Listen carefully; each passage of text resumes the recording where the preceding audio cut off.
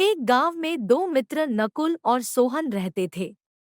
नकुल बहुत धार्मिक था और भगवान को बहुत मानता था, जबकि सोहन बहुत मेहनती थी। एक बार दोनों ने मिलकर 1 बीघा जमीन खरीदी, जिससे वह बहुत फसल उगाकर अपना घर बनाना चाहते थे।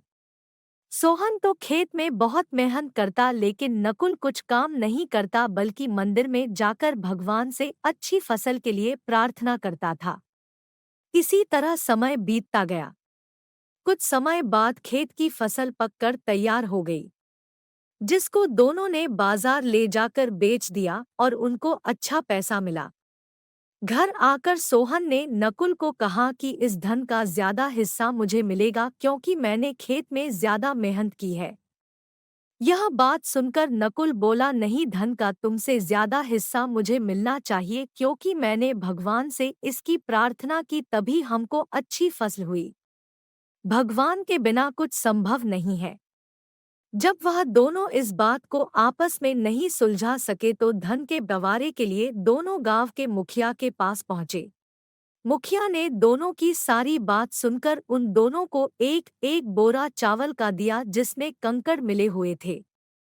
मुखिया ने कहा कि कल सुबह तक तुम दोनों को इसमें से चावल और कंकड़ अलग करके लाने हैं, तब मैं निर्णय करूंगा कि इस धन का ज्यादा हिस्सा किसको मिलना चाहिए।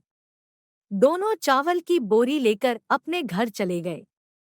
सोहन ने रात भर जागकर चावल और कंकड़ को अलग किया, लेकिन नकुल चावल की बोरी को लेकर मंदिर में गया और भगवान से चावल में से कंकड़ अलग करने की प्रार्थना की।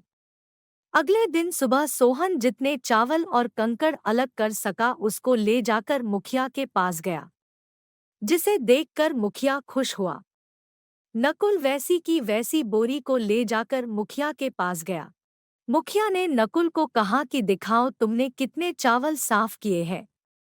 नकुल ने कहा कि मुझे भगवान पर पूरा भरोसा है कि सारे चावल साफ हो गए होंगे।